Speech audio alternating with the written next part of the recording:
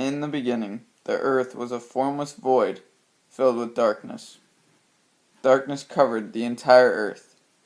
But suddenly, a wind from God swept over the face of the earth, and on day one, light was created.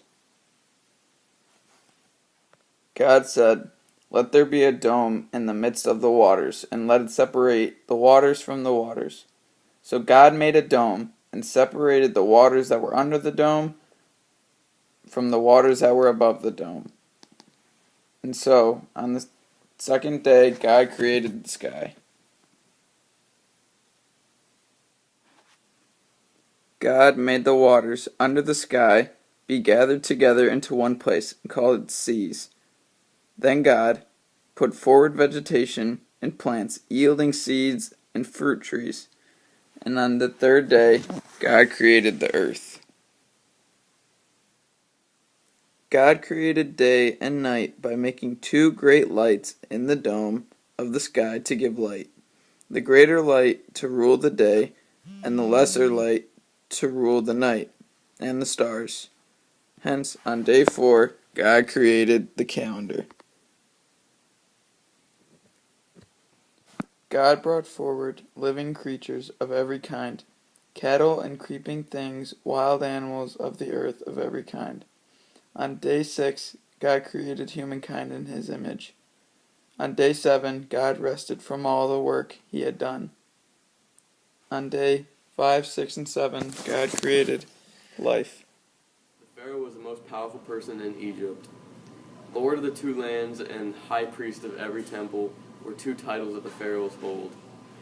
As Lord of the two lands, the Pharaoh was the ruler of Upper and Lower Egypt. He owned all the land, made laws, collected taxes, and defended Egypt against foreigners. As high priest of every temple, the Pharaoh represented the gods on earth. He performed rituals and built temples to honor the gods.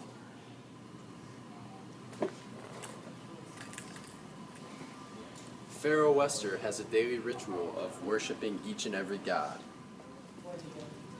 Pharaoh Wester, I'm sorry that I'm late on my taxes. How much do I owe? That'd be 400 gold, but since the new law I just made, any late taxes will result in those taxes being doubled.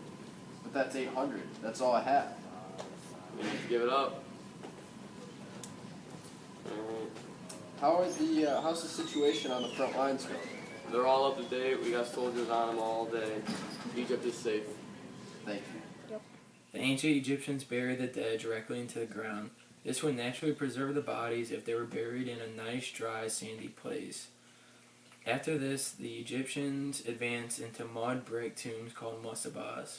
After the mustabas, they started burying the dead bodies in pyramids. When the ancient Egyptians buried the bodies in the mustabas, they didn't have anything to preserve the bodies, so when people came to visit them, they would all be rotted away. So this is when the Egyptians started mummifying people.